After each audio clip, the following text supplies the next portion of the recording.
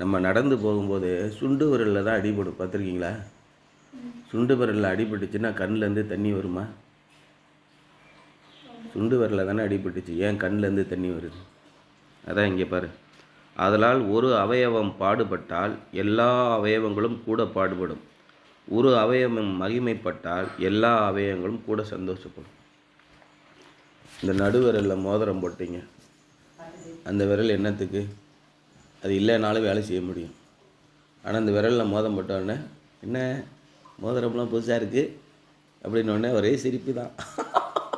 அது இப்போ தான் வாங்கினேன், நல்லா இருக்கா, எல்லாரும் சந்தோஷப்படுறாங்க. அதான் அவர் சொல்கிறார், கிறிஸ்துவிலே நாம் எல்லாரும் வேறு வேறு ஊழியங்களை பார்த்து கொண்டிருக்கிறாங்க. அது புரிஞ்சுக்கணும். எல்லோரும் இன்றைக்கி என்னென்னா, எல்லோரும் அந்நிய பாஷை பேசணும், எல்லோரும் தீர்க்க தரிசனம் சொல்லணும், எல்லோரும் கையை நீட்டினா குணமாக்கும் வரங்களை உடையவர்களாக இருக்கணும், இப்படியே சிந்திக்கிறாங்க. இது எப்படி போய் முடியும்? யோசனை பண்ணி பாருங்கள். எல்லாரும் ஒரு தீர்க்க தரிசனம் சொல்லணும் அப்படிங்கிற ஒரு கட்டாயத்துக்குள்ளே நிற்கிறாங்க. போதகர்கள் ஆகிட்டாங்கன்னா சபையில் எனக்கு மிகப்பெரிய சக்தி உண்டு, அதனால் நான் அந்நிய பாஷை பேசுவேன், குணமாக்குவேன். அதுக்காக நாடகத்தெல்லாம் போடுறாங்க நிறைய பேர்.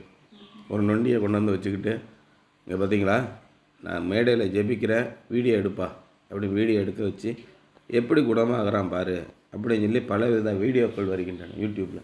வெளிநாட்டிலையும் இது உண்டு, ஆப்பிரிக்கா நாடுகள்லேயும் உண்டு, தமிழ்நாட்டிலையும் உண்டு, திருநெல்வேலியிலையும் உண்டு, கோயம்புத்தூர்லேயும் உண்டு. அதுக்கான ஒரு குரூப் ட்ரைனிங் கொடுக்குறான். யாருக்கும் தெரியாத ஒருத்தனை கொண்டு வந்து அவனை நடிக்க வச்சு அவனுக்கு பணம் கொடுத்து குணமாக்கும் மரம் எனக்கு இருக்குது அப்படின்னு போதகர்கள் சபையில் மக்களை ஏமாற்றுகிறார்கள், கிறிஸ்தவ மக்களை ஏமாற்றுகிறார்கள். நீங்கள் இதிலேருந்து எப்படி தப்பிப்பீங்க?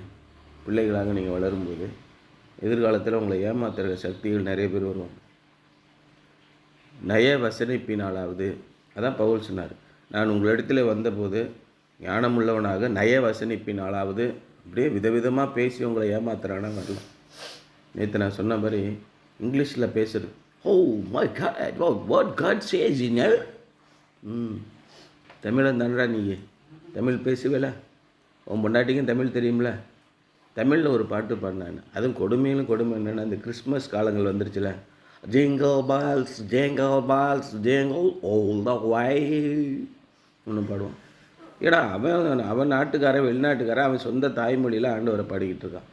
நீ உன்னுடைய சொந்த தாய்மொழியில் பாடினாதானே என்ன பாடுறேன்னு புரியும். Jingle bells jingle bells jingle all the way நீங்கள் பாடும்போது 90% பேருக்கு நீங்கள் என்ன பாடுறீங்கன்னு புரியாது. புரியாத ஒன்றை எதுக்கு நம்ம பாடணும்? ஆண்டவரை துதித்து பாடுகிறீர்கள். ஆண்டவரை முழு உள்ளத்தோடும் துதிக்கணும், நீங்கள் முழு மனதோடும் துதிக்கணும். என் ஆத்மாவே கர்த்தரை ஸ்தோத்திரி, என் முழு உள்ளமே கர்த்தரை ஸ்தோத்திரி. எப்படி ஸ்தோத்திரம் பண்ணுவேன்? பேருக்கு தோத்திரி கீத்திரின்னுட்டு இருக்கீங்க. அதைத்தான் ஆண்டவர் விரும்பலை.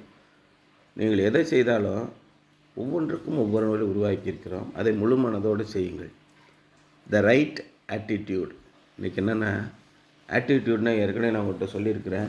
என்னது, what you mean by attitude?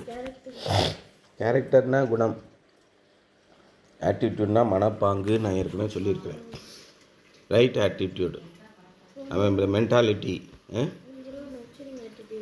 நேச்சரிங் ஆட்டிடியூட்னு படித்தோம்ல, அதேமாதிரி Jesus did not think of himself, he thought of others. இயேசு கிறிஸ்து தன்னை குறித்து ஒருபோதும் சிந்திக்கவில்லை. ஒரு நேரத்தில் சொன்னார், நான் எங்கே படுத்துங்கிறேன்னு தெரியுமா? எவனாவது கேட்டிங்களா? அதை பற்றி ஆண்டவர் சிந்திக்கலை, எவனும் சிந்திக்கலை. பறவைகளுக்கு கூடுகளும் இதெல்லாம் இருக்குது, மனுஷகுமாரனுக்கோ தலை சாய்ப்பதற்கு இடமில்லை. தெருவாக போயிட்டுருக்கேன், எங்கே படுக்கிறோமோ படுத்து தூங்கிட்டுருக்கேன்யா. எனக்கு ஒரு வீடு வேணும், வீடு ஒன்று கட்டி செகண்ட் ஃப்ளோரில் மீட்டிங் ஹால் வச்சிட்டோம்னா நல்லாயிருக்கும். இன்றைக்கி போதகர்கள்லாம் டக்கு டக்குன்னு ஐடியா பண்ணுறான். அப்படியே ஒரு ஏக்கரை வாங்கி மேலே அப்படியே போட்டோம்னா நல்லா பிரமாதமாக இருக்கும் இன்னும் யோசிக்கிறோம். But Jesus did not think of himself, he thought of others. மற்றவர்களை குறித்தே அவர் நினைத்தார். His attitude was that of unselfish concern for others. இன்றைக்கி நிறைய பேர், நேற்று நாங்கள் அருமாவது பேசிக்கிட்டு இருந்தோம், இந்த பாட்டி ஃபோன் பண்ணி, செல்லம் எப்படா இருக்க தங்கம், சாப்பிட்டியம்மோ அப்படின்னு. இந்த பாட்டி இருக்குல்ல பக்கத்தில், நம்மளும் 15 வருஷமாக குடியிருக்கோம், ஒரு நாள் கூட கேட்டது கிடையாது. அப்போ என்ன அர்த்தம்னு கேட்டிங்கன்னா, ஒரு சிரிப்பு கூட சிரிக்க மாட்டாங்க. காரியம் ஆகணும்னா அந்த பிள்ளைகிட்ட அப்படி பேசுகிறாங்க. அந்த பிள்ளைய எப்படியாவது பிடிச்சி பையனுக்கு கல்யாணம் பண்ணி வச்சிடணும் அப்படின்னு. Unselfish concern for others. நாமும் மற்றவர்களை குறித்து எந்த விதமான சுயநலமும் இல்லாத ஒரு அக்கறையோடு இருக்க வேண்டும். அதான் அந்த அன்செல்ஃபிஷ் கன்சர்ன். ஜீசஸ் கிரைஸ்ட் அப்படி தான் இருந்தார். இப்படிலாம் நீங்கள் இருங்க அப்படின்னு சொல்லி கொடுத்தாரு. நம்ம மற்றவர்களை குறித்து அப்படி தான் இருக்கணும்னு இயேசு விரும்புகிறார். நீங்கள் நேற்று நைட்டு பூரா அதான் சிந்தனை. இயேசு கிறிஸ்து இந்த வடிவேலு போய் சேம்பிள் வாங்கிட்டு வருவான்ல, அது மாதிரி இயேசு கிறிஸ்து ஒரு மாதிரியை நமக்கு வைத்து விட்டு போனார். சாம்பிள். அந்த மாதிரி என்னை மாதிரியே நீங்கள் ஆகுங்கள்னு சொன்னார். பவுல் என்ன சொன்னார்? இந்த கட்டுகள் மாத்திரம் இல்லாமல் கொஞ்சம் குறைய என்னை மாதிரி ஆகுங்கள்னு சொன்னார். இயேசு கிறிஸ்து அப்படி சொன்னாலும் உங்களுக்கு நான் முன்மாதிரியை வைத்து போனேன், நீங்கள் என்னை மாதிரியே ஆகுங்கள்னு சொன்னார். அந்த மாதிரி அவர் என்ன பண்ணார்னா, அன்செல்ஃபிஷ் கன்சர்ன் ஃபார் அதர்ஸ். மற்றவர்களிடத்துல நீங்கள் அக்கறையோடு இருக்கணும், அதே நேரத்தில் அவரிடத்தில் நீங்கள் ஏமாந்துடக்கூடாது. This is the mind of Christ, an attitude that says, I cannot keep my privileges for myself, I must use them for others. இதுதான் இயேசுவின் மனநிலை. கிறிஸ்துவின் சிந்தையே உங்களில் இருக்க கடவுது அப்படின்னு பவுல் சொல்கிறார். கிறிஸ்துவின் சிந்தை என்னவாக இருக்கும்? அவர் எப்பொழுதும் எதை நினைத்து கொண்டிருந்தார்? மற்றவர்களுக்கு நல்லதை செய்ய வேண்டும் என்று நினைத்து கொண்டிருந்தார். This is the mind of Christ, an attitude that says, I cannot keep my privileges for myself. நமக்கு கிடைத்திருக்கிற ஆசீர்வாதங்களையும் சுதந்திரங்களையும், பாக்கியங்கள், ப்ரிவிலேஜஸ்னால் கரெக்டானதுன்னா பாக்கியங்கள், எண்ணிப்பார் எத்தனை பாக்கியங்கள் அப்படின்னு நம்ம படிப்போம். அவ்வளோ பாக்கியங்களை நாம் பெற்றிருக்கிறோம். I must use them for others. அதை நாம் மற்றவர்களுக்காக பயன்படுத்த வேண்டும். அண்ட் டு டூ திஸ், இதை செய்வதற்கு ஐ வில் கிளாட்லி தப்பி விடுமா ஐ will gladly lay them aside and pay whatever price is necessary. அதற்கு என்னெல்லாம் தேவையோ அதெல்லாம் நான் செய்வேன் அப்படின்னு அர்த்தம். இப்போ என்ன போட்டிருக்கு? I must use them for others. எனக்கு ஆண்டவர் கொடுத்திருக்கிற ஆசீர்வாதங்களை, பாக்கியங்களை நான் மற்றவர்களின் பயன்பாட்டுக்காக பயன்படுத்த வேண்டும். நிறைய பேர் கிறிஸ்தவர்கள் பேசுகிறதே கிடையாது. எதுக்கு வம்பு கண்ட நைட்டையும் பேசிக்கிட்டு நம்முடைய பரிசுத்தாவி வெளியில் போயிடும். என்கிட்ட அப்படி தான் சொல்லி என்னை வளர்த்தாங்க சின்ன பிள்ளைகள். நீங்கள் விக்கிரக ஆராதனை செய்கிறவர்களிடத்துல போய் அதிகமாக பேசிக்கிட்டு இருந்தீங்கன்னா உங்கள் இடத்துல இருக்கிற ஆவி வெளியில் போயிடும். யார்கிட்டையும் பேசக்கூடாது. உடனே இருப்பான். என்னன்னு கேட்டால் ஆவியிலே இருக்கான். இது மாதிரி தவறுதலாக சொல்லி சொல்லி ஆண்டவருடைய நாமத்தை கேடுகட்டதனமாக ஆக்கிட்டாங்க. இயேசு என்ன சொன்னார்? அவர் நன்மை செய்கிறவராகவே சுற்றி திரிந்தார். எல்லாருக்கும் சொன்னார் நன்மை செய்கிறார். ஒன்று கூட அவர் தனக்காக வைத்து கொள்ளவே இல்லை. நம்மகிட்ட என்னென்ன தாளந்துகள் இருக்கோ அதை மற்றவர்களின் பயன்பாட்டிற்காக நாம் பயன்படுத்த வேண்டும். இதுதான் கிறிஸ்துவின் சிந்தை, the right attitude. And to do this I will gladly lay them aside and pay whatever price is necessary. இதை நான் செய்வதற்கு என்ன செலவானாலும் அதை நான் கொடுக்க வேண்டும். நீங்கள் எத்தனை பேருக்கு உண்மையாக வாழ்கிறீர்களோ. நேற்று ஒரு பேஷண்ட் வந்தாங்க. உங்களுக்கு அவ்வளோதான், கண் வெடிக்க போது, உடனடியாக நீங்கள் ஆப்ரேஷன் பண்ணி ஆகணும், இல்லைன்னா அவ்வளோதாங்க, திங்கக்கிழமெல்லாம் தாங்காது, உடனே நீங்கள் பண்ணுங்கள் அப்படின்னு சொல்லிட்டாங்க. ஒரு பிரபலமான கண் மருத்துவமனையில். உடனே அவங்க பணம் கட்டுங்க 45,000 செலவாகும், நீங்கள் 10,000 கட்டிடுங்க, டெஸ்ட்டு முடிச்சு திங்கக்கிழமை காலையில் சர்ஜரின்னு சொல்லிக்கிட்டே இருக்காங்க. மறுபடியும் அவங்க கொஞ்சம் நேரம் 1 மணி நேரம் அப்படியே கேம்ப் நடக்கிறத பார்த்துக்கிட்டே இருந்தாங்க. அப்புறம் நைஸாக சொன்னாங்க, சார் இது எப்படி என் ஒய்ஃபு கொஞ்சம் கண்ணு தெரியல, பார்த்தா கரெக்டாக 100% பார்வை இருக்குது. கடைசி வரைக்கும் நல்லா தெளிவாக படிக்கிறாங்க. ரீடிங் கிளாஸ் போட்டால் அதுவும் நல்லா படிக்கிறாங்க. உங்களால் நல்லா இருக்குங்க, கண் புறையே இல்லையா, ஒன்றும் பிரச்சனை இல்லையா, எதுக்கு ஆப்ரேஷன் பண்ணணும்? இல்லை சார், ஆப்ரேஷன் இப்போ எதுவும் தேவையில்லையா? ஆப்ரேஷனே இந்த ஜென்மத்திலே தேவையில்லைங்க, அடுத்த ஜென்மத்தில் தான் உங்களுக்கு ஏதாவது நீங்கள் மறுபடியும் மனுஷனாக பிறந்து வந்தீங்கன்னா உங்களுக்கு உண்டு. இவங்க கிடையாதுங்க. சார் நிஜமாக தான் சொல்கிறீங்களா? ஏங்க நான் என்னங்க சொல்கிறது, நீங்களே படிக்கிறீங்களே, நான் என்ன சொல்ல வேண்டியிருக்கு? அப்படின்னு சொன்ன பிறகு கதையாக சொல்கிறார். இந்த மாதிரி மருத்துவமனைக்கு போனேன், அங்கே இது மாதிரி சொல்லிட்டாங்க, உடனே ஆப்ரேஷன் பண்ணணும், இல்லைன்னா உங்கள் கண் வீணாக போயிடும் அப்படின்னு சொன்னாங்க சார் அப்படின்னு சொல்கிறாங்க. அப்போ நாம் எப்படி வாழ்கிறோம்? அடுத்தவர்களை சுரண்டி வாழ்கிறோமா? இது கிறிஸ்துவின் சிந்தையா? நீங்கள் செய்கிற ஒவ்வொரு தொழிலில் எந்த தொழில் செய்தாலும் பிற்காலத்தில் நீங்கள் எப்படி வாழ்ந்தாலும் கிறிஸ்துவின் சிந்தை தான் உங்கள்கிட்ட இருக்கணும். எந்த காரணத்தை கொண்டும் தவறான வழிகளில் நீங்கள் சம்பாதிக்கக்கூடாது. அது கிறிஸ்துவுக்கு விரோதமான ஒரு காரியம். A reporter was interviewing a successful job counselor who had placed hundreds of workers in their vocation quite happily. ஒரு பத்திரிகை ஆசிரியர், ஒரு நிருபர் போய் ஒரு வேலைவாய்ப்பு கவுன்சிலர் ஆலோசகர் ஒருவரை பேட்டி எடுக்கிறார். அவர் நூற்றுக்கணக்கான பேர்களை சந்தோஷமாக பல வேலைகளிலே சேர்த்து விட்டுக்கிட்டே இருக்கார். when asked the secret of his success, எப்படிங்க உங்களால் மட்டும், நாங்களாம் ஒரு 10 பேரை வேலைக்கு சேர்த்து வரதுக்கே தனியாக ஏஜென்சி வச்சுருக்கோம், மேன் பவர் ஏஜென்சி, அவ்வளோ சிரமப்பட்டு நாங்கள் அதை இதை சொல்லி இன்றைக்கி வெளிநாட்டுக்கு ஏற்றுமதி பண்ணுறாங்களா ஆளுகளை, அங்கே காக்ரான் மேக்ரான் கம்பெனிலாம் சொல்லிடுவாங்க, போய் பார்த்தா ஒட்டகத்தை மேய்ச்சிக்கிட்டு இருப்பான். வெளிநாட்டில் வேலை பார்க்குறவன் என்ன பண்ண கக்கிச்சு கழிக்கிட்டு இருக்கிற மாதிரி ஒரு ஃபோட்டோ கூட அன்றைக்கி போட்டிருந்தாங்க. இந்த ஒரு மலையாள நடிகர் யார்,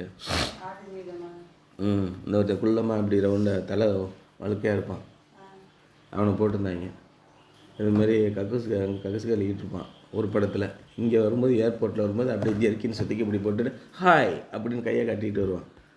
my friend in foreign country at airport அப்படின்னு போட்டிருப்பான். அது மாதிரி நிறைய பேரை வேலைவாய்ப்பு நிறுவனங்கள் பொய் சொல்லி ஏமாற்றி அங்கே போய் வீசாவை பிடிங்கி வச்சுருவான், பாஸ்போர்ட்டை பிடிங்கி வச்சுருவான். அன்றைக்கெலாம் ஒரு பையன் சொல்கிறான், காலையில் 5:30 மணிக்கு எழுந்திரிச்சு ஒரு 5 லிட்டர் தண்ணி கொடுப்பானான். அந்த குஷ்பூன்னு ஏதோ ஒரு ரொட்டி இருக்குல்ல, குப்பூசா, அதை கொடுத்துருவானா. அதை எடுத்துகிட்டு ஆடு மேய்க்க போகணுமா. காலையில் 6:15 மணிக்கு, நைட்டு 12 மணிக்கு அடிக்கிற வெயில் அங்கே அடிக்குமா. 8 மணிக்கெலாம் நைட்டு மத்தியானம் 12 மணிக்கு அடிக்கிற வெயில் காலையில் 6:15 அடிக்குமா. 8-8:30 தண்ணி 5 லிட்டரும் தீர்ந்து விடுமா. சாயங்காலம் 6 மணிக்கு ஆட்டோ மீட்டிட்டு வரணுமா. பாஸ்போர்ட்டெல்லாம் பிடிங்கி வச்சுருவானா. அதுக்கு மேலே எது கேட்டாலும் அடி தானா. இப்படி பொய் சொல்லி வேலைக்கு ஆட்களை இங்கேருந்து ஏற்றி அனுப்பி விட்டுறாங்க. அங்கே போய் ரொம்ப படாத பாடுபடுறாங்க. ஆனால் இவர் என்ன பண்ணார், நூற்றுக்கணக்கான பேர்களை வெற்றிகரமாக நல்ல சந்தோஷமான வேலைகளிலே சேர்த்து விட்டு கொண்டிருந்தார். If you want to find out what a worker is really like, don't give him responsibilities. உண்மையிலேயே ஒருத்தன் வேலைக்கு வரான், அவனுக்கு உள்ளபடியே என்ன பிடிக்கும். If you want to find what a worker is really like, என்ன பிடிக்கும் அப்படின்னு நீங்கள் தெரிஞ்சுக்கணுன்னா, don't give him responsibilities, give him privileges. அவனுக்கு நீங்கள் பொறுப்புகளை கொடுக்காதீங்க, கடமைகளை கொடுக்காதீங்க, அவனுக்கு சுதந்திரங்களை கொடுங்க, அவன் ஃப்ரீயாக என்ன வேணால் செய்யட்டும் அப்படின்னு. Most people can handle responsibilities if you pay them enough, but it takes a real leader to handle privileges. ஆனால் நீங்கள் போதுமான அளவுக்கு சம்பளம் கொடுத்தீங்கன்னா, ஒரு பொறுப்பை கொடுத்தீங்கன்னா அது செய்வான், சம்பளத்துக்காக கடகடன்னு வேலை செய்வோம். ஆனால் அவனுக்கு சுதந்திரம் கொடுத்து ஃப்ரீயாக நீ என்ன வேணால் செய்யா அப்படின்னு சொன்னால் அவனை கட்டுப்படுத்துறது ரொம்ப கஷ்டம். A leader will use his privilege to help others and build the organization. உள்ளபடியே ஒரு தலைவன் எப்படி இருக்கான்னா, இதுதான் செய்யணும், உன்னுடைய ஐடியா எப்படி செய்ய அப்படின்னு சொல்லி விட்டுட்டான்னா, அது அந்த ஆர்கனைசேஷன் என்ன சொல்கிறாரு, leader will use his privileges to help others and build the organisation. ஒரு தலைவனுக்கு என்னெல்லாம் சுதந்திரம் இருக்கோ அந்த சுதந்திரங்களை தன்னிடத்தில் வேலை பார்ப்பவருக்கும் கொடுக்குறாங்க.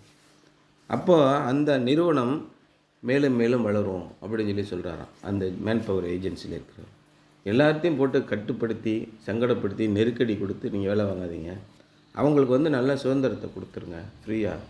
என்ன பிரச்சனையோ நீங்கள் உங்களுக்குள்ளே பேசி இது பண்ணிக்கோங்க. நமக்கு தேவை இருந்ததை நம்ம இது பண்ணணும், எப்படி செய்யலான்னு முடிவு பண்ணுங்கள் அப்படின்னு சுதந்திரங்களை நீங்கள் கொடுங்க. அது எல்லோரும் மகிழ்ச்சியோடு.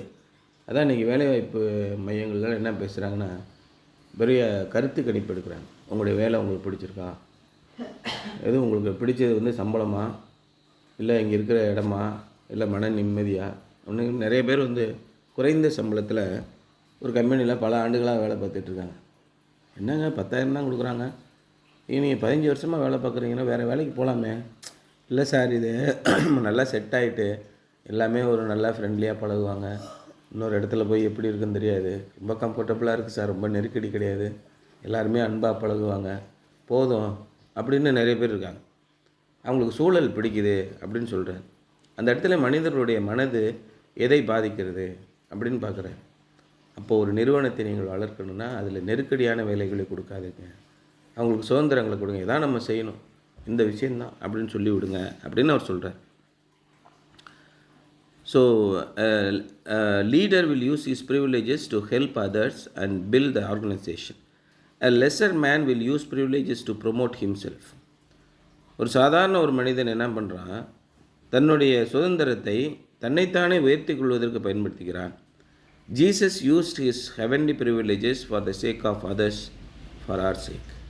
இயேசு கிறிஸ்துவுக்கு என்னென்ன சுதந்திரங்கள் பாக்கியங்கள் இருந்தன. அவர் தேவனுடைய குமாரன் என்று எண்ணப்பட்டாலும் சிலுவையின் மரண பரந்தம் தம்மைத்தாமே தாழ்த்தி அடிமையின் ரூபமானார் அப்படின்னு சொல்லி நம்ம பார்க்கணும். அவருக்கு எல்லா விதமான வல்லமைகளும் உண்டு. திடீர்னு மறைஞ்சு போயிட்டார், திடீர்னு வேறு இடத்துல போயிருக்காரு, திடீர்னு ஆழக்கானம் தேடிட்டு இருக்கேன், அவர் கலிலேயாவில் இருக்கார், திடீர்னு கடலில் நடந்து வந்துட்டு இருக்கார், அற்புதங்களை செய்கிறார். அவரை மாதிரி யாரும் செய்யவே இல்லை. எல்லாமே சர்வ வல்லமை உடையவர் அவர், தேவனுடைய சாயலானவர் அவர். அதான் நம்ம விசுவாச பிரமாணத்தில் என்ன சொல்கிறோம், பிதாவின் ஒரே தன்மையுடையவர், தெய்வத்தில் தெய்வமானவர், ஜோதியில் ஜோதியானவர், மெய்தேவனில் மெய்தேவனானவர், உண்டாக்கப்படாமல் ஜெனிப்பிக்கப்பட்டவர். இதெல்லாம் நம்ம சொல்கிறோம் இல்லையா. இயேசு கிறிஸ்து அப்படிப்பட்டவர். அவ்வளோ சுதந்திரம் இருந்தும் தம்முடைய சுதந்திரத்தை தன்னுடைய சீடர்களுக்கு கொடுத்தார். நீங்கள் போய் சர்வ சிருஷ்டிக்கும் சுவிசேஷத்தை அறிவியுங்கள், உங்களுக்கு ரட்சிப்பு உண்டு என்பதை அறிவியுங்கள். சுவிசேஷம்னா என்ன, நீ போய் கஷ்டப்பட வேண்டாம், ஆணி அடிச்சுட்டு சாக வேண்டாம், நீ கடுந்தவம் புரிய வேண்டாம், பட்னியாக இருக்க வேண்டாம், காவி உடை திருந்து ஊரெல்லாம் தெரிய வேண்டாம். ஒரே ஒரு இயேசு கிறிஸ்துவை உன்னுடைய மனதிலே விசுவாசித்து உன் நாவினாலே அறிக்கையிடுன்னு சொன்னார். உனக்கு சகல வல்லமைகளும் உண்டு, நான் என்ன செய்கிறேனோ அது உங்களுக்கு உண்டு. நீங்கள்லாம் யார், இந்த இதில் சொல்லுவாங்கள்ல படத்தில், இந்த இதில் சொல்லுவாங்க பஞ்சாயத்து அந்த இடத்துல, என்னுடைய பரதன் அப்படின்னு சொல்லுவாங்கள்ல, co brother, we are co brothers, we are co brothers, உடன் சுதந்திரவாளிகள். We have all the privileges, all the rights of Jesus Christ. இயேசு கிறிஸ்துக்கு என்னெல்லாம் உண்டோ எல்லாவற்றையும் நமக்கு கொடுத்தார். Jesus used his heavenly privileges for the sake of others, for our sake. நமக்கு சகல வல்லமைகளையும் கொடுத்தார். சர்ப்பங்களையும் சாவுக்கான யாதொன்றையும் தொட்டாலும் அது உங்களை ஒன்றும் செய்யாது. நீங்கள் ஜெபியுங்கள், ஊக்கத்தோடு ஜெபியுங்கள், பிணியாளிகள் குணமடைவார்கள்னு சொன்னார். நீங்கள் தீர்க்க தரிசன வரங்களை பேசுவீர்கள், சகல விதமான அந்நிய பாஷைகளை பேசுவீர்கள் அப்படின்னு சொன்னார். எல்லாத்தையும் நடக்கும். இன்றைக்கி நம்ம என்ன படித்தோம், 12ஆம் அதிகாரம் 1 கொரிந்தியரில், ஆவியின் வரங்களை குறித்து நீங்கள் தெரியாதிருக்க எனக்கு மனதில்லை. நிறைய விதவிதமான, கர்த்தர் ஒருவர் தான், நிறைய விதவிதமான வரங்கள் உண்டு. அந்நிய பாஷை வரங்கள் உண்டு, தீர்க்க தரிசன வரங்கள் உண்டு, குணமாக்கும் வரங்கள் உண்டு, பிரசங்கிக்கும் வரங்கள் உண்டு, வியாக்கியானம் பண்ணும் வரங்கள் உண்டு, இப்படி பலவிதமான வரங்கள் உண்டு. அதுக்கென்று தேவன் ஒரு சிலரை நியமித்திருக்கிறார். எல்லா வரங்களும் எனக்கு மட்டும்தான் இருக்கணும்னு நினைக்கிறது தான் பிரச்சனையாக போகுது. அதனாலே நாடகம் ஆடுறாங்க, பொய் சொல்கிறாங்க, தேவனுடைய நாமத்தை மகிமையை தூஷிக்கிறார்கள், ஒன்றுமில்ல அவமானப்படுத்துகிறாங்க, அவமாக்குகிறார்கள். உங்களாலே தேவனுடைய நாமம் தூஷிக்கப்படுகிறதேன்னு சொல்கிறேன். ஆனால் உண்மையாக இருந்தால் பிரச்சனையே இல்லை. அப்போ அந்த பேஷண்ட் என்ன சொன்னாங்க, சார் இந்த மாதிரி உண்மையாக யாருமே சொல்லலை சார், என்னை போட்டு காசு பிடுங்கிறதுலே குறியாக இருக்காங்க. அப்போ நீங்கள் உண்மையுள்ளவர்களாக இருக்கும்போது தேவன் உங்களோடு கூட இருப்பார், இந்த மக்களும் உங்களை நம்புவாங்க. ஜீசஸ் செட், மத்தேயு 20ஆம் அதிகாரம் 26-28, whoever wishes to become a great among you shall be your servant, and whosoever wishes to be first among you shall be your slave. உங்களிடத்திலே யார் பெரியவனாக இருக்க விரும்புகிறானோ, 20ஆம் வசனம், 20ஆம் அதிகாரம் 26ஆம் வசனம், அவன் ஊழியக்காரனாக இருக்க கடவன். அப்படி இருக்கக்கூடாது. எவனாகிலும் பெரியவனாய் இருக்க விரும்பினால் அவன் உங்களுக்கு பணிவிடைக்காரனாய் இருக்க கடவன். உங்களில் எவனாகிலும் முதன்மையானவனாய் இருக்க விரும்பினால் அவன் உங்களுக்கு ஊழியக்காரனாய் இருக்க கடவன். அப்படியே மனுஷகுமாரனும் ஊழிய கொள்ளுபடி வராமல் ஊழியம் செய்யவும் அனைவரை மீட்கும் பொருளாக தம்முடைய ஜீவனை கொடுக்கவும் வந்தார் என்றார். அப்போ இயேசு கிறிஸ்து என்ன பண்ணார்? சீடர்களுடைய கால்களை கழுவினார், நமக்கு மாதிரியை காண்பித்தார். நீங்கள் என்னை யார் என்று சொல்லுகிறீர்கள்? நீங்கள் என்னை எஜமான் என்று சொல்லுகிறீர்கள். நானே உங்களுடைய கால்களை கழுவினதுண்டானால் நீங்கள் எப்படி செய்யணும்? தாழ்மை உள்ளவர்களாக இருங்கள். எனக்கு தான் எல்லாம் தெரியும், நான் தான் பெரிய ஆள், பெரிய பிடிங்கி அப்படின்னு நினைக்காதீங்க. இன்றைக்கி சர்ச்சில் பிரச்சனையே அதுதான். ஒரு மாங்காய்க்கு சண்டை வந்துடுச்சு, பெரிய சண்டை, அடிச்சுக்கிட்டு கிடக்கணும். எப்படியா எனக்கு மரியாதை கொடுக்காம போனேன்? சர்ச்சில் இன்றைக்கி பூரா என்ன எல்லாருக்கும் பயங்கரமான பெருமை. பந்தியில் நான் தான் போய் ரசம் குடிப்பேன். அப்போ இவங்க கூடலாம் நான் குடிக்க மாட்டேன், நான் தனியாக தான் போய் குடிப்பேன். இப்படி விதவிதமாக பண்ணுறாங்க. நான் முன்னாடி சீட்டில் தான் உட்காந்துருப்பேன். என் சீட்டில் எவனும் உட்காந்துருப்பேன். எல்லா தமிழ்நாட்டில் பூரா இருக்கிற எல்லா சர்ச்சிலையும் இதான் பிரச்சனை. இந்த சீட்டில் அதுக்குன்னு சில விஐபி இருப்பாங்க. அந்த சீட்டில் எவனும் உட்காந்துட்டானா நைஸாக ஒருத்தன் கோயில் குட்டின்னு சொல்லுவான், சார் பின்னாடி உட்காந்துக்கங்க, இங்கே முக்கியமான ஆள் வருவார் அப்படின்னு சொல்லி சொல்லுவான். உட்கார விட மாட்டானு. அப்படி எவனா உட்காந்துட்டானா அவ்வளோதான். அன்றைக்கி ஐயரும் கோயில் குட்டியும் செத்தான், போட்டு உருட்டி எடுத்துடானு. உனக்கு அறிவு இல்லை, நான் உட்கார தெரியாது, போய் சொல்ல வேண்டியதானே அப்படின்னு கண்ணாப்படான்னு பேசுவாங்க. ஆனால் இயேசு கிறிஸ்துவின் சிந்தை உங்களில் எப்படி இருக்கும்? இயேசு கிறிஸ்துவின் சிந்தை இருந்தால் நீங்கள் போய் தரையிலே உட்காந்துக்குவோம். அதான் சொன்னார், உங்களை கல்யாண விருந்துக்கு அழைத்திருக்கும் போது நீங்கள் போய் எங்கே போய் உட்காரணும்? பின்னாடி போய் உட்காந்துக்க. ஒரு சாதாரண இருக்கையில் போய் அமைதியாக இரு. அப்போ கல்யாண வீட்டுக்கு வந்தவன் எனக்கு கூட, ஐயோ என்ன சார் இங்கே வந்து உட்காந்துட்டீங்க, முன்னாடி வாங்க சார்னு சொன்னால் உங்களுக்கு மற்ற எல்லாருக்கும் முன்பாக கனமாக இருக்கும். நீ போய் கால் மேலே கால் பட்டி முன்னாடி உட்காந்துருக்கும் போதே, தம்பி கொஞ்சம் பின்னாடி பாப்பா, முக்கியமான ஆள் வராரு அப்படின்னு சொன்னால் எப்படி இருக்கும்? கேவலமாடுவான் போயிடும். ஏசு எல்லாத்தையும் சொல்லிட்டு போனார். This is the right attitude. நாம் எல்லாருக்கும் அன்புள்ளவர்களாகவும் சுதந்திரம் உள்ளவர்களாகவும் எல்லாவற்றையும் புரிந்து கொண்டவர்களாகவும் ஞானம் உள்ளவர்களாக இருக்கணும். அந்த ஞானம் எப்படி இருக்கும்? பரத்திலிருந்து வருவதாக இருக்கணும். அன்றைக்கி தான் ஐயர் சொன்னார்ல, knowledge and wisdom. Knowledge comes from this world, knowing things. விஷயங்களை நீங்கள் தெரிஞ்சு கொண்டதுனால உங்களுக்கு அறிவு வரும். பட் விஸ்டம், ஞானம் எங்கேருந்து வருகிறது? இட் கம்ஸ் ஃப்ரம் அபோவ், பரத்திலிருந்து வருகிறது. அந்த பரத்திலிருந்து வருகிற மெய்யான ஞானம் உங்களுக்கு வந்துருச்சுன்னா நீங்கள் சிந்திப்பதிலிருந்து எல்லாமே வித்தியாசமாக இருக்கும். என்ன அப்படி சொல்கிறாங்க? என்ன வித்தியாசமாக யோசிக்கிறாரு, என்ன பண்ண போகிறான்? அப்புறம் தான் 70 வயசுலாம் தெரியும். ஆமாம், என்னத்தை சம்பாதிச்சு 4 பேர் கொடுத்துட்டு போகிறது தான் சார் வாழ்க்கை. இந்த 70 வயசில் சொன்னதானே நான் அப்போ 20 வயசுலேயே சொன்னேன். இந்த ஞானம் ஏன் வரமாட்டேங்குது? 20 வயசுலேருந்து 30 வயசுக்கு எனக்கு எனக்கு எனக்கு என்ன கிடைக்கும், எனக்கு எனக்கு பறக்கிறான். அப்புறம் ரிட்டையர்ட் ஆனவுடனே எல்லாத்தையும் வாங்கி என்னத்தை, ஒன்றும் திங்க முடியாது, ஒன்றும் படுக்க முடியாது, தூங்க முடியாது. எல்லாத்துக்கும் 4 பேர் கொடுத்துட்டு சந்தோஷப்பட்டு போங்கப்பா. ஆமாம், எல்லாத்தையும் அனுபவிச்சுட்டு சாக போகிற இடத்துல புத்தி சொல்கிறியா? இதாயா உண்மை நான் என்னுடைய வாழ்க்கையில் கண்டுக்கிட்டது. அப்போ அப்படி அப்படி இருந்தேன், முட்டாப்பெல்லாம் இருந்தேயா. இந்த பரத்திலிருந்து வந்த ஞானம் அதான் இந்த mentality of Jesus Christ, the attitude of Jesus Christ. அவர் தன்னை தேவனுடைய குமாரன் என்று எண்ணவில்லை, எல்லாருக்கும் ஊழியக்காரனாக இருந்தார். அதை சொல்கிறார், உங்களில் எவனாவது பெரியவனாக இருக்க விரும்புனீங்கன்னா நீங்கள் அவனுக்கு ஊழியக்காரனாக இருங்க. உடனே பெஞ்சியை தூக்கி போடுங்க, உடனே சேரை தொடச்சி விடுங்க, ஒன்றும் தப்பு கிடையாது. மற்றவருக்கு ஊழியக்காரனாக இருந்ததுனால உடனே நம்ம கிரீடம் கீழே விழுந்துருமா? இப்போலாம் கிடையாது. உங்களுக்குரியது உங்கள்கிட்ட தான், யாரும் உங்களிடத்துலேருந்து பறித்து கொள்ள முடியாது. அந்த மாதிரியான ஒரு மிகப்பெரிய ஆசீர்வாதம் உங்களுக்கு கிடைக்கும்.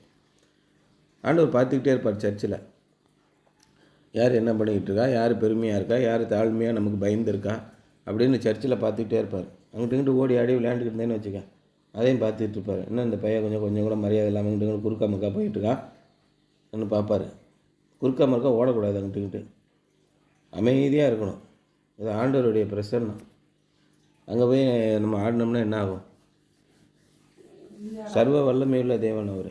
அதனால் நம்ம பயத்துடனே களி கூறுங்கள், நடுக்கத்துடனே அப்படின்னு இருக்குது அதில் சங்கீதத்தில். கர்த்தருக்கு முன்பாக நாம் மகிழ்ச்சியாக இருக்கணும், களி கூறணும், ஆனால் பயத்துடனும் நடுக்கத்துடனும் இருக்கணும். ஏன்னா அவர் மகா பெரிய தேவன். கர்த்தரே ராஜனும் மகா பெரிய தேவனுமாக இருக்கிறார். அவர் அங்கே வீற்றிருக்கிறார் சிம்மாசனத்தின் மீது பார்த்து கொண்டிருக்கிறார். இப்போ ஸ்டாலின் நம்ம முதலமைச்சர் வராரு சர்ச்சுக்கு. அவன் வந்தோடனே நம்ம உடனே ஸ்பெஷல் சீட்லாம் போட்டு உட்கார வச்சுருவாங்க. இப்படி உட்காந்துருப்பார். சபையில் இருக்கவனும் எப்படி இருப்பான்? அப்படியே விரைச்சி போய் ஃப்ரீசரில் வச்ச மாதிரி உட்காந்துருப்பான். அப்படியே பார்த்துக்கிட்டு இருப்பான். எவனா ஒருத்தன் சேட்டை பண்ணுவானா? எதுவும் பேச மாட்டான், அமைதியாக இருப்பான். இல்லைன்னா என்ன நடக்குது? ஓ நீ ஏன் பேசுகிற உக்காரியா யாருக்கு வேணும் பார்த்தியா அன்றைக்கி ஒருத்தன் கத்தனா பார்த்தியா சர்ச்சில் தேவாதி தேவன் அமர்ந்திருக்கிற இடத்துல கொஞ்சம் கூட பயம் இல்லாமல் செஞ்சேன்னா எங்கே ஆகும்? பிரச்சனை ஏற்படும். அந்த பயம் உங்களுக்குள்ளே இருக்கணும். நீ தேவாலயத்தில் இருக்கும்போது உன் நடைகளை காத்துக்கொள். மூடர் பலியிடுவதைப் போல பலியிடுவதை பார்க்கலும் செவி கொடுப்ப சேருவதே நலம் என்ன சொல்கிறார். நீ தேவாலயத்தில் இருக்கும்போது நடைகளை காத்துக்கொள், எச்சரிக்கையாக இரு அப்படின்னு சொல்கிறார். ஸோ இதுவே கிறிஸ்துவனுடைய த ரைட் ஆட்டிடியூட்.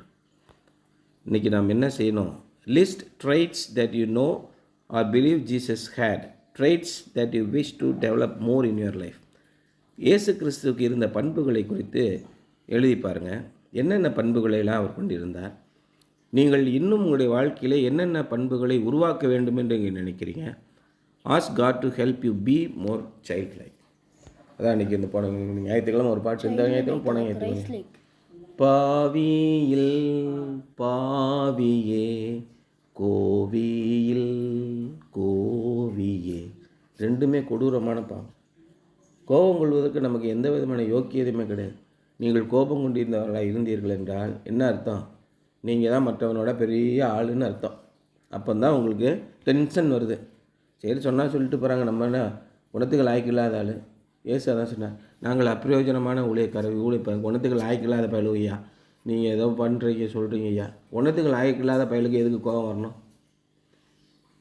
ஆனால் முழங்கால் போட்டு அப்படியே நடிப்பான்.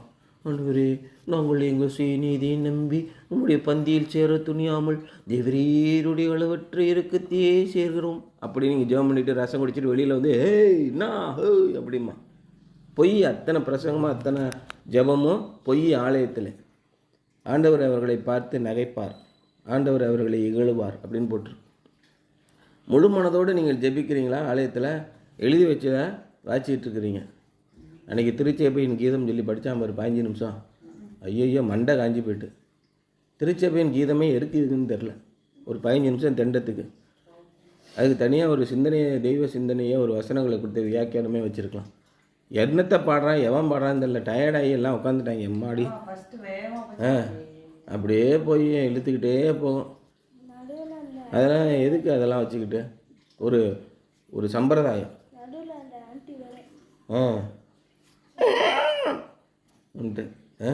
திடீர்னு கற்று திடீர்னு சவுண்டை கம்மியாக்கிடுது. பாடவே முடியல. எவ்வளோ நேரம் பாடுறது? தொண்டை காஞ்சி போச்சு. அப்போ இது மாதிரி தேவையில்லாத விஷயங்கள் பண்ணுறத விட சரியான கிறிஸ்துவின் எண்ணம் என்ன? What is the right attitude? ஆகவே உங்களுடைய வாழ்க்கையில் கோபமே இல்லாமல் ஆகி தேவனுடைய பண்பிலே கிறிஸ்துவை போல் ஆகும்படி ஆண்டவரத்தில் கேளுங்கள். அதற்கான முயற்சிகளை எடுங்கள். ஆண்டவர் உங்களுக்கு உதவி செய்வார். ஆண்டவர்கிட்ட கேட்டுக்கிட்டு ஆண்டவர் எப்படியாவது என்ன கோபத்திலேருந்து என்னை நீக்கிடுங்க ஜெபம் பண்ணிவிட்டு மறுபடியும் கோவப்பட்டுக்கிட்டே இருந்தோம்னா, கோவப்படும் போது ஆண்டவர்கிட்ட சொன்ன, ஆண்டவரே நான் கோவப்படுவேன் இல்லாமல் பண்ணுங்கள். முயற்சி பண்ணணும், ஜெபிக்கணும். முயற்சி பண்ணணும், ஜெபிக்கணும். அப்போ ஆண்டவர் நிச்சயமாக உங்களுக்கு உதவி செய்வார். இதான் ரைட் ஆட்டிடியூட் டுடே. சரியா?